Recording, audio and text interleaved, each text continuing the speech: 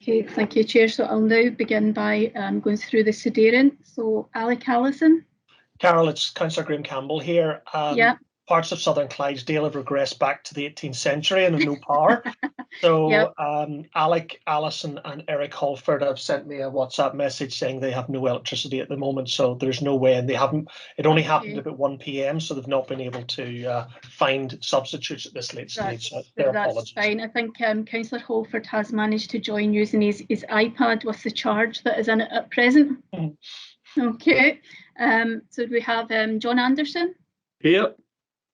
Walter Brogan. No. There's a substitute for him, Carol. Davy McLaughlin subbing for him at all. That's, yeah, sorry, you did. Okay, that's lovely. Graham Campbell. Yeah, I'm here. Peter Craig.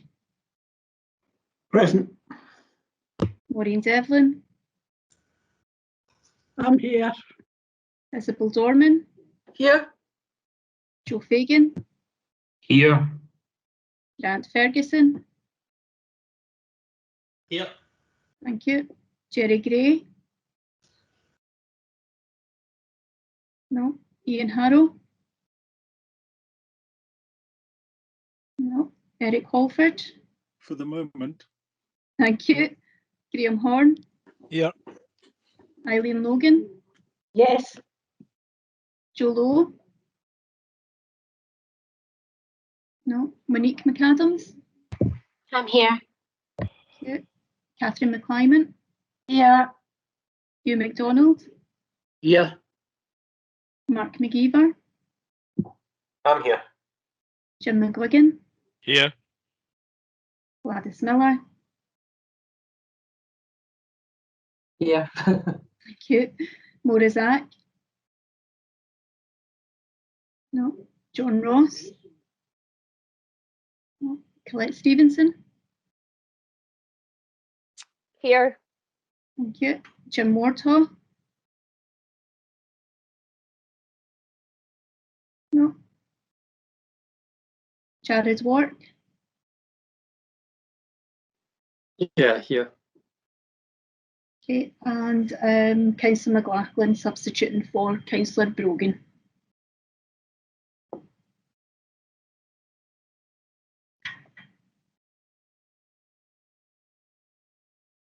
Sorry, Councillor McLaughlin, can you confirm if you're present? No.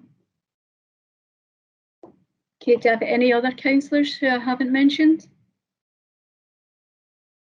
No. Okay, I think officers present today are Paul Manning, Craig Ferguson, Tom Little, Geraldine McCann, Kay McVeigh, Jackie Taylor, Brian Tees and myself, Carol Lyon.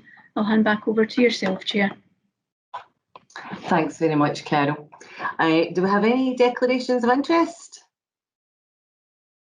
No, thank you. Item 2 is the minutes of the previous meeting, which is pages 5 to 12. Is there any matters arising? No hands. That takes us on to item 3, which is the minutes of the meetings of the appeals panels, page 13 to 18, and it's minutes agreed from the 27th of October, the 25th of November and the 17th of December. Can we agree these 3 minutes? Agreed. Thank you. Right, that takes us on to the monitoring items. Item 4, which is revenue budget monitoring, and it's on pages 19 to page 30. And Jackie's going to take us through that. Thank you, Chair. So this is our regular revenue budget monitoring, taking us to the period 6th of November 2020. As always, the financial position is shown in detail in the appendices. The resource is shown at Appendix A with the individual services from Appendices B through to I. As I've advised committee before, we have incurred expenditure in relation to COVID, and we have recorded those costs separately in Appendix I for your information. Section 5 covers the financial implications. So at the 6th of November, we were showing an overspend of £1.159 million. That is all due to costs incurred in responding to the pandemic, as shown in Appendix I. Now, Appendix I totals £880,000, but there is also loss of income totalling £279,000 that's included within the service positions for administration, legal and licensing, and communications and strategy. As I say, the appendices show the detail of any variances and the explanations. We have been working on our probable outturn position, which gives us a better estimate for the position at the end of the year. We're finalising that at the moment, and I can report that at this point in time, we're not expecting any significant overspend in relation to our core budgets, excluding COVID spend. That report is for noting, Chair. Happy to take any questions. Thanks. Thanks very much, Jackie. Do we have any questions? Catherine? Thanks, Chair. I just wanted to know, because I've just come from our social work committee there, and obviously there's a lot of money outstanding by the Scottish Government for COVID. How much are they actually due us overall? Do you have any kind of figures on that, Jackie? Thanks. And when were we likely to get the money now? I take it we're actively seeking repayment. Thanks, Catherine. The Social Work Committee would have reported the fact that money is due from the Scottish Government in relation to their specific costs. The way that adults and older people costs in relation to the pandemic has been managed by the Scottish Government is quite different to how the rest of our costs are being incurred. There's something called the mobilisation plan, which in conjunction with our health colleagues were recording the costs that we're incurring, and the Scottish Government is providing funding for that directly. In terms of other COVID costs that the council's incurring, which obviously fall into finance and corporate resources in some way, there's a number of sources of funding that we're receiving in relation to the pandemic. The executive committee reports show all of the costs and the funding sources. So I can provide a copy of that report for you, Catherine, and that will show the specific elements of funding for things like digital inclusion, as well as kind of general pots of money, which is provided under consequentials funding that we've received from the UK Government. Paul, do you want to come in on that? Yes, thanks, Chair. It's just to say, I think just before Christmas, we've got basically a spreadsheet that has consolidated what we believed to be at that point all the grants that we were receiving, because there is, as Jackie said, a significant number, and keeping track of them is really difficult. I think that went round members, right? If it didn't go to individual members, I think it definitely went to group leaders. But we can get a copy of that issued to yourself. But as I say, that goes through all of the amounts that we've been told about. Thanks very much, Paul. Any other questions? Catherine, do you want to come back in again, or just a legacy hand? Thanks. Oh, your hands went back up again, Catherine. Okay. Okay, can we agree to note the report? Agreed. Agreed. Thank you. I'll take us on to item 5, which is the capital budget monitoring, pages 31 to 34. And Jackie's going to take us through that. Unmute myself, that might help. So this is the capital budget monitoring report for the same period up to the 6th of November. Section 3.2 reports that our programme is standing at £3.644 million. That's after adjustments that have been approved by the Executive Committee up to December. Financial implications at Section 5 again summarise the position and reports that our spend to the 6th of November amounts to £871,000. The appendix shows the details of the programme and spend to date. Again, we are looking closely at what we expect to spend by the end of the year. We do expect there'll be a slight underspend in our capital programme. However, because it's capital, that money will simply carry forward into next year to allow those projects to complete. So again, we're just asking that position's noted. Thanks, Chair. Thanks very much, Jackie. Do you have any questions?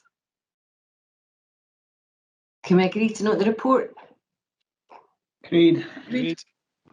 Okay, that takes us on to item 6, which is the Finance and Corporate Resources Workforce Monitoring at September and October 2020, and it's pages 35 to 42. And Kay's going to take us through that. Thank you, Chair. As you say, the usual workforce monitoring report. This first one just for finance and corporate resources, covering September and October. So it's section 4. You can see we have the attendance statistics. So the resource absence figure for October was 3.3%, a whole 1.5% below the council-wide figure, and down 0.4% in comparison with the same period last year.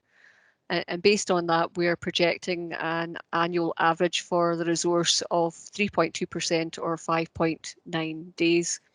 This particular paragraph, just when you go on to the next page, also talks a little bit about our current attendance information in relation to the increased absence through COVID-19. So you can see at the time we wrote the report, our absence level was 6.3%.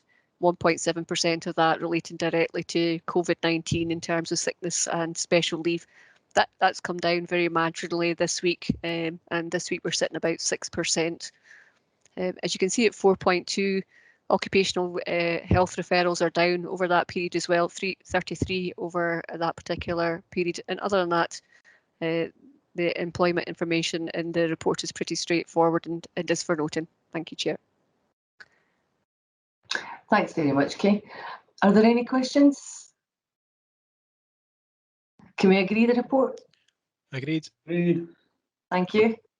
That takes us on to item 7, which is the council-wide workforce monitoring. Again, September and October period. Oh, Chair, you put yourself on mute. Sorry. It's pages 43 to 64, and that's item 7, council-wide workforce monitoring. Thank you. We're all just getting used to this new technology.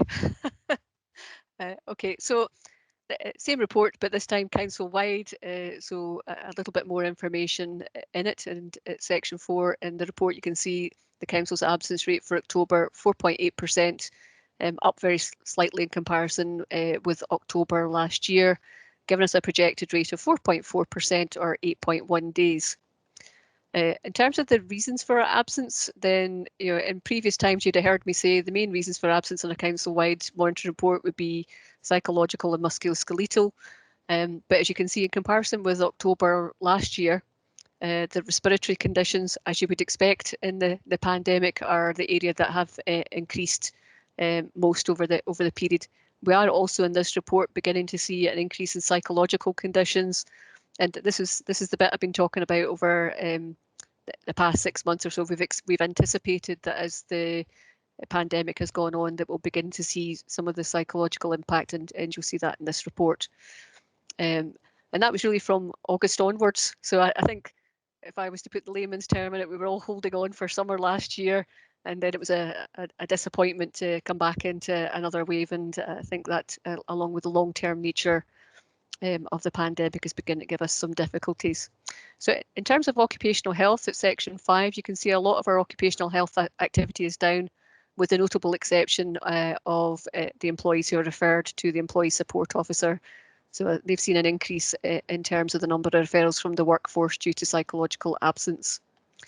At section 6, you can see an unintended consequence of the pandemic. So our accidents and incidents have reduced slightly over the period, and predominantly that will be because we have a section of the workforce who are working from home now where they weren't previously. Fortunately, I've not seen any large increase in home-related incidents, so that's good news for us all.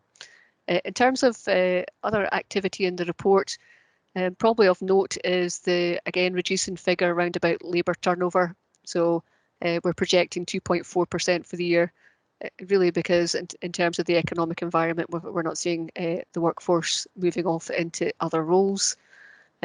Also within the report, I've got the recruitment monitoring at section 9.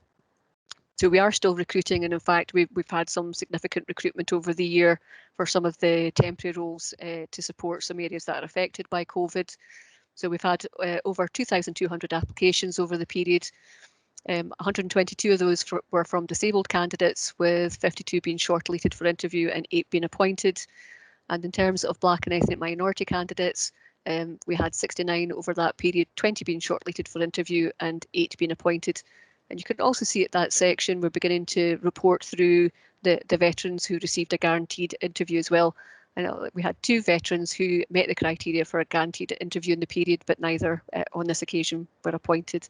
And again, the employment information in the report is for noting, Chair. Thanks very much, Kay. Do we have any questions? Monique? Hi, Gladys. Thanks very much for letting me in. I just wanted to flag up, and it was to do with home carers, and it was under point 6.1. I'm aware the figures mentioned only go up to October, but I would just like it to be fed back to all the local members, like how many claims and also how many accidents have occurred due to the recent bad weather. I know that won't be flagged up to us to the next report, but if I didn't mention it in this one, then you wouldn't know that it was an issue to feed back to us for then. The reason why I'm highlighting this is just due to recent feedback that we will all have had as local members because of the bad weather and about the response to gritting, filling grit bins and supplying grit bins. So I just think it's important with the impending budget coming up. So could you just either flag it to the relevant directors to feed back to us, just so that we knew what the answers were, but also to make sure that it was incurred, that it showed up in the next paper, so that it means that we've got the correct information for people making informed choices for going forward. Anyway, thanks very much. Yeah, I'll certainly have that in the next paper. It'll be if there are slips and trips, which is generally where ice-related incidents are recorded. We'll see that in the figures increasing in the next version of this. Thanks very much, Kay. Any other questions? Can we agree to note the report? Agreed. Agreed. Thank you. Right, that takes us on to item 8, which is the Treasury Management activity for the second quarter, and it's pages 65 to 72. Jackie's going to take us through that. Thanks, Chair. So this is our second report of the year on Treasury Management activity. We report quarterly. Just to take you through the sections of the report, which I'm sure you'll be familiar with by now. It's section 4, market performance, just really talks about our interest rates. And as we've been reporting for a while, nothing really to report there. Rates have remained unchanged, and our advisors are predicting no further change in the base rate for the remainder of this financial year. Our debt position and borrowing position is covered at section 5 of the report, and table 1 over on page 66 covers the movement in borrowing to the 30th of September. You can see there at section 5.6, we're reporting that no borrowing's been taken this current financial year, and instead we've been using our cash balances to meet the costs of capital, but we will require to replace that borrowing going forward. Investment activity is covered in section 6, and if I take you over to page 67 in table 3, you can actually see a summary of where we have been depositing our cash funds over the period. As always, we're reporting the interest rates that were achieved are relatively low, and that just reflects the base interest rate being below 0.75% since 2009. In terms of our deposits, management of risk is very important, and section 7 covers that. Our investment strategy that's approved every year details how we'll manage our risk for permitted investments and deposits. And part of that criteria is that our counterparties meet minimum credit ratings with the main ratings agencies. And over on page 68, you can see there at tables 4, 5 and 6, those rating agencies and the ratings for where we've deposited funds. And it shows that almost 94% of our deposits were made with very high credit quality counterparties, which have been the UK government's account and other local authorities. And the remaining monies were deposited with the Bank of Scotland in an instant access call account. Section 8 covers our next quarter's investment plans, and they will continue to replicate what we've been undertaking over recent months and years. Section 9 covers our treasury management indicators. We're required to report to you on some indicators, and they're covered there at section 9. These include limits for debt, our maturity structure for debt, and they are all within the limits that were set at the start of the year. That's all I would highlight in the report, Chair, but I'm happy to take any questions. Thanks. Thanks very much, Jackie. Any questions? Can we agree the report? Agreed. Thank you. Agreed.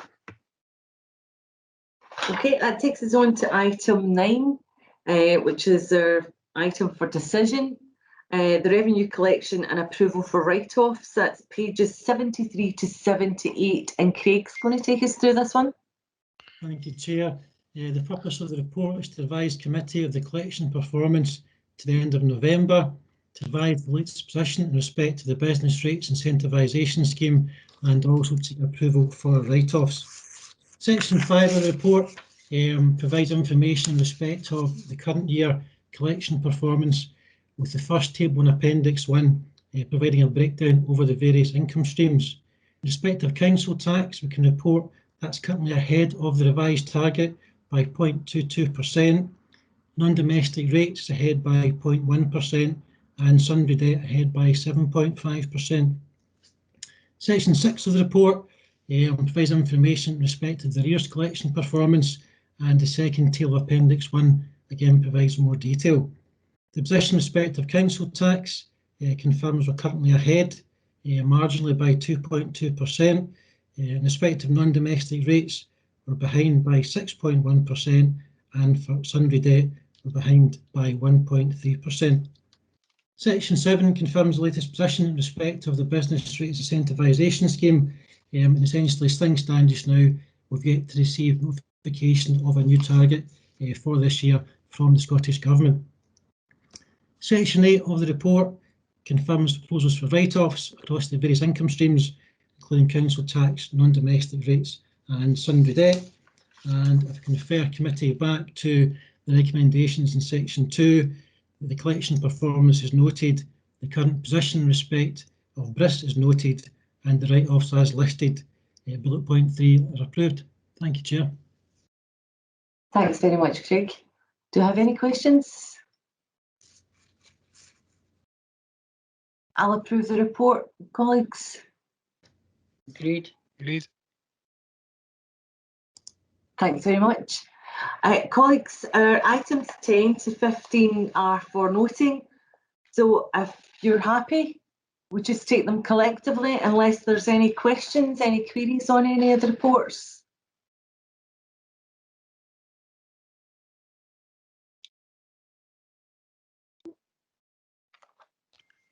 Agreed. Colette, do you have a query? No. It's the response to the procurement consultation. Item 15. Item 15. It's to Craig. Yeah, Craig, sorry. It's the one that's got to do with how is the 2014 Act supporting SMEs, and the response to that in the last sentence. Can you just confirm for me, would that be indicative of when it's going to, you know, contract in terms of the frameworks are going out for tender? Because it says improved accessibility to subcontracting opportunities from tier 1 contractors would be beneficial to SMEs. Is that when it is going out to tender? Chair, sorry, if we're going to have a question, I don't mean a random question, I don't know what other word to use, but we've just decided there, well, has anybody any to pick it up? I think the officer needs to go through the report, then the question needs to come, because it's it's awkward just to pick up a question and then, you know, go with it. So if there's a question in number 15 and the rest is to go through, that's fine, but I think we need to take the paper first and then the question, personally. No, I totally agree with you, Eileen. You've always got sensible questions. Well, thank you very much. You're not No, no, absolutely no. I totally agree with you because I had to get my head around that one myself. Craig, could you take us through that? Yeah, certainly, Chair. Thanks. This is item 15, call for views on the Procurement Reform Act post-legislative scrutiny. So the purpose of the report is to advise of the Scottish Parliament's Economy, Energy and Fair Work Committee call for views on the Procurement Reform Act Scotland 2014 and to provide details of the Council's response that is due for submission on the 22nd of this month. Section 4 provides a summary of the main points in relation to the Act itself, whereby it places a number of general duties on public bodies regarding their procurement activities, and also places some additional requirements on higher spending public bodies to publish procurement strategies and also annual procurement reports. And obviously that's something we do within the Council. Also very much highlights the issues around community benefits, where there's a requirement there to seek community benefits where the estimated value of the contract is £4 million or more. It covers statutory guidance in respect of addressing fair working practices, including living wage. And it requires bodies to consider whether it's relevant and proportionate to include a question on fair working practices. I mentioned the point around procurement strategies, and obviously the Council has a strategy in place that is reviewed on an annual basis. Section 5 provides a summary of the key parts of the Council's proposed response that's contained within Appendix 1. Just highlight some of the main points there from Section 5.3. We certainly agree that the Act has raised a profile for sustainable procurement objectives, including climate issues, fair working practices, living wage, community benefits, and also local and SME spend. There's certainly a benefit in reviewing the performance measures used to quantify the impact of the Act, and also potentially the provision of software solutions to aid the monitoring and reporting. Certainly overall, there seems to be a positive impact on fair working practices in South Lanarkshire contracts, and again in relation to SMEs, the use of national advertising portals has certainly made public procurement opportunities very accessible to that particular group. And just at the end there, the focus on value and sustainable procurement must also be balanced with the pressure currently on local authority budgets in attempts to secure savings through the procurement process. As the Appendix 1 provides the proposed response in full, and obviously happy then to take any further questions.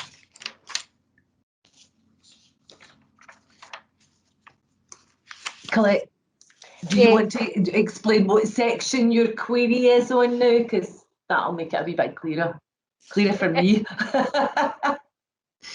Okay, so there's an appendix there with a table, and it's just got a response to each of the questions that's been asked based on the Act.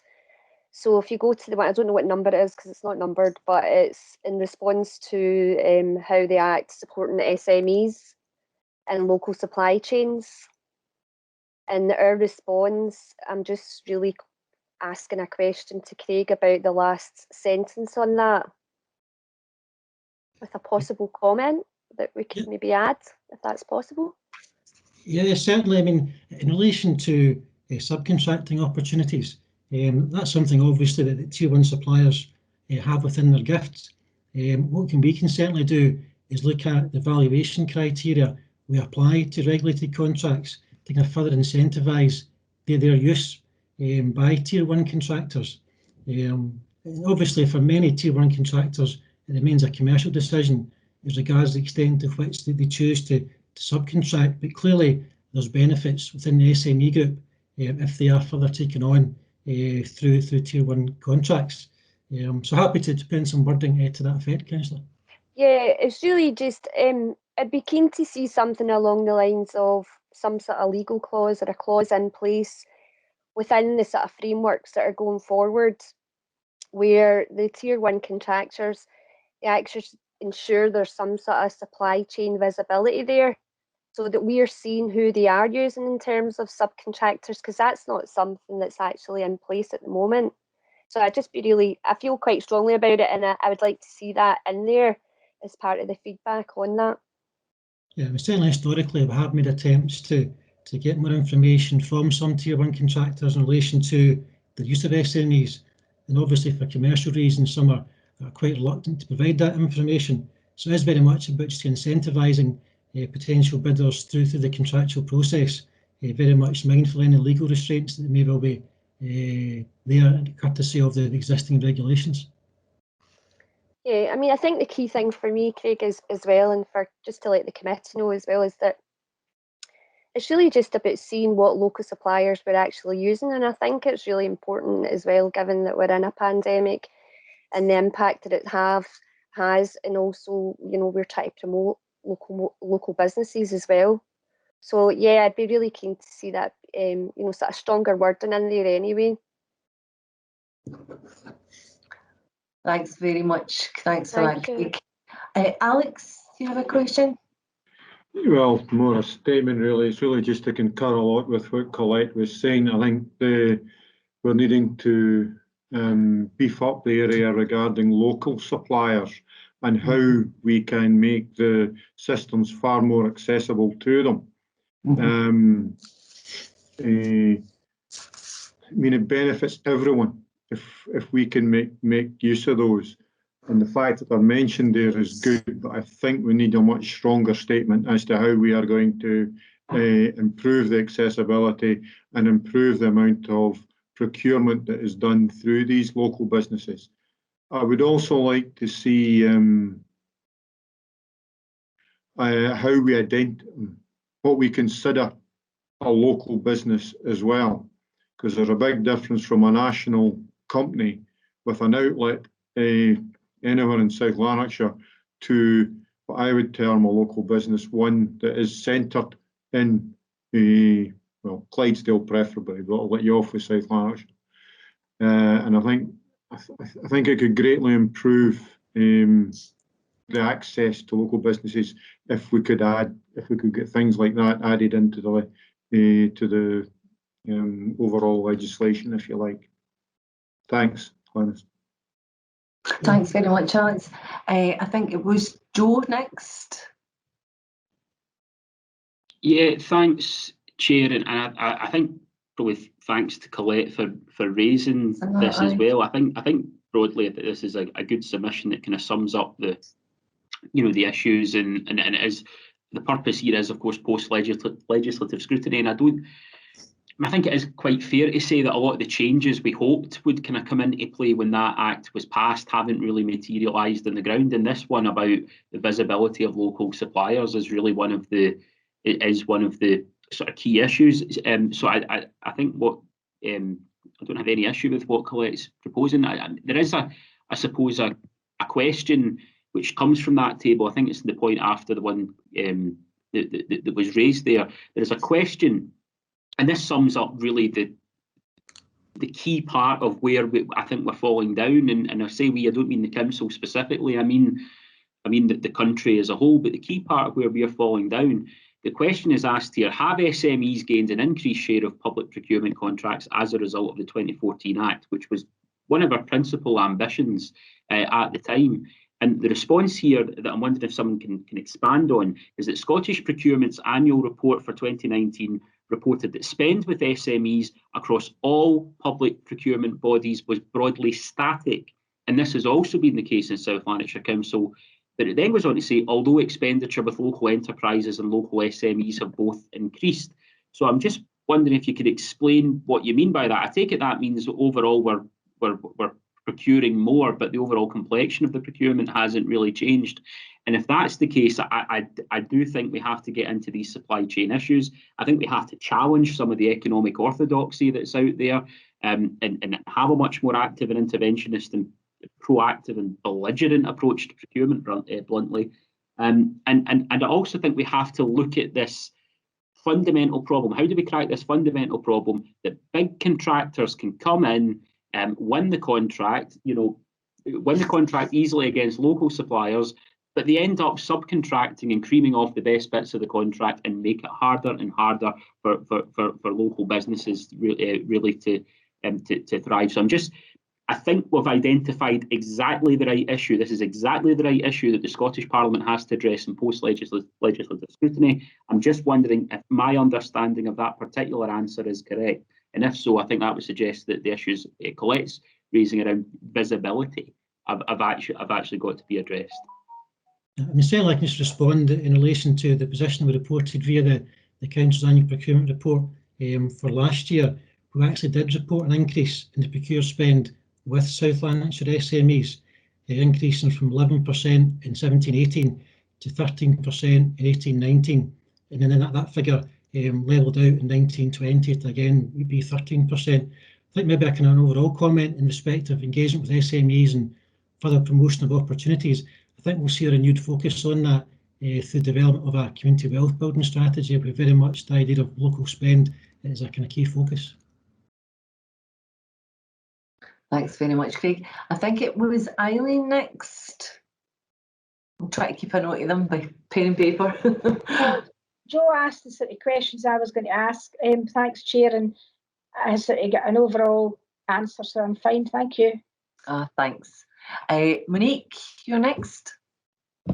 Thanks, Gladys. You thought you were getting away early as well, and then this all happened. Anyway, I just wanted to say, like 60% of our employment in South Lanarkshire comes from small to medium enterprises. They're effectively the bedrock of our economy. So I think this is really good that this is getting addressed. I thought the answers were really comprehensive. But see, with regards to what Colette mentioned to do with the subcontractors, I'm a wee bit worried about that. And I'm actually taking it from a different angle. I think we need to be really careful that we don't tie small businesses down to such an extent with their subcontractors that would rule them out in some way, because lots of your small to medium enterprises that are like whether it's like the plumbers, the brickies, the electricians, it's just like that's a moving target for them, especially because of COVID, and our economy is affected because of it. So I think we need to be really careful that when we're trying to help people, that we don't actually hinder them. So that's something that I would basically say. But I do think that we need to be more user friendly, and I'm glad that we are actually looking at the procurement, because from somebody that's actually filled it in themselves, it's actually hellish and it's not user friendly at all. So for the fact that we're actually looking at this, I think it will make a difference, but I just don't want us to hinder the small to medium enterprises. Anyway, thanks very much, Gladys. Thanks, Monique. Thanks for that. I believe it's Jim next. Jim McGuigan. Thanks, Chair. Going back to what Craig had mentioned earlier on about the fact that there was a degree of secrecy with regards to the main contractors divulging who their subcontractors are, I would suggest that we use the power that we have of the economic aspects, and that is that we say to these contractors, we want to have this information, and if you don't provide the information, then you may well be taken off the list. And I think that's really what we've got to do. We've got to use the power that we have to be able to get that information that we need. And it's not a case of being parochial. And I know that certainly that in some cases in the past, it's an accusation which has been made that we're being very parochial because we want to keep things within our own boundaries. But if you look at it from the point of view of the economic cycle, if these subcontractors don't get the work and we don't have a control over how much work they're getting, then essentially that money which we are paying for contracts goes out with our boundaries. And it's not part of the economic cycle within our territory. So if you want to say it being parochial, then I would suggest it's being very sensible and we're looking after our own people. And especially at this time and how we're going to get out of this crisis that we're in, the pandemic, we're going to have to be even more parochial with regards to who we're helping. And that means you've got to help at home first of all. Thanks very much, Jim. Peter, you're next. Yeah, thanks, Chair. Taking on board a lot of the comments that people have been making here, I'd just like to ask Craig, if I can, when these contracts are awarded, do the winners of the contracts necessarily know who their subcontractors are going to be? Do they ask the subcontractors to bid as part of their bid, or is it normally awarded after? And if it is awarded, if they are awarded subcontractor status after, how would we necessarily go over that in the way that we agree a contract? Yeah, that's a valid point, Councillor. I think each company will approach it slightly differently. Some may well have subcontractors continually on their books, so to speak, and others may only then approach subcontractors when they're notified or they've been successful in a contract award. We do ask for details of subcontractors as part of the tender process for regulated procurement. And of course, the nature of even the construction industry, to use that as an example, that does rely very heavily on subcontracting, the use of self-employed individuals as well. And that is the way that industry has operated for a period of time. So I think it probably varies contract to contract, company to company. I think your general point is valid insofar as some will wait until they actually find out they've been successful in a bid process before they actually then start to engage with the necessary subcontractors if they think that is the best way of delivering a contract. Thanks very much, Craig. Eileen? Thanks, Chair. I think procurement is a minefield at the best of times, and it's quite complicated. And there's various strands and various people who deliver procurement for councils and other bodies. Now, I think we have to be careful that we don't get tied up in legal issues as well as anything else. And in fact, I know that people were no one to come out of Europe. Myself was one, but Europe actually tied the hands of councils and other big bodies big time, because if a contract went above a certain amount, it was a legal issue that you had to put that into the European Journal. Then you get all the things if a European company won the contract, etc. I think this is a good paper to start with. I think any additions that's been discussed today, that's fine. But I think we need to be mindful of the legal entities and complications and always take that forward as well. And I'm quite sure that we'll get further reports on various different things on procurement. But it is a minefield, and we have to be careful, what we do and what we don't do, because there'll be somebody out there waiting to sue. I'm quite sure if they thought that we were acting illegally and them getting, even if it was a bigger Scottish company, somebody will be sitting waiting because they're cutthroat as well. So I think I don't know how you would get round the situation, ensuring that very small companies or whatever. But I think we would need to be mindful of the legal issues. Thank you. Thanks very much, Eileen. Monique, I've got you in next. Just be quick, Gladys. It's just in response to a couple of things that have been said. Small to medium enterprises, they actually take all of the risks, and I don't really think it's up to us just to answer, not to name MD, but answer the various political points that have been mentioned. It's not up to us to restrict the small to medium enterprises. I think we need to take on board that our economy is going to have to recover. We're in a pandemic and it's not ending anytime soon. Also, it's just like when you're running a small business and you have subcontractors, and yeah, Craig's correct, you have a whole bunch of them that will be on your books, but when you're going for a particular contract, that subcontractor might not be available. It might be somebody else you use. You could have 30 or 40 different people on your books. So that's why I was saying that we need to be really careful about tying people down. The other point I would make as well is that we're taking business rates, which isn't a rate, it's a tax. And 30% of the funding that comes back into the local authority that helps basically with our vital services actually comes from businesses.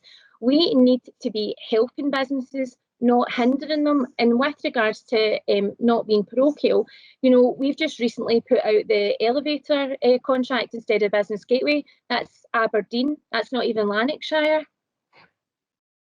Monique, that turned into a bit of a rant there. Apologies for ranting. It's just my face, obviously. I need to change my face and get more of a poker face, so apologies, Chair. Colette. Last word. Thanks. I'm glad the comments that I've made have brought about a good discussion on this. Absolutely. And as Eileen pointed, it is a bit of a minefield procurement. But I wanted to ask Craig a question, or a couple of questions, on the back of some of the comments that have been made. And that is, from my understanding of the supply chain visibility and the clause that I was referring to, am I right in saying that the UK government have it within their public procurement notices at the moment? I would need to check that point out, Colette. I'm not quite sure which notice that would be. We get Scottish public procurement notices we receive from Scottish procurement, so that's something I need to take away and check out for you. Okay, and the other thing then would be, would it be down to the discretion of each local authority to put that clause in place?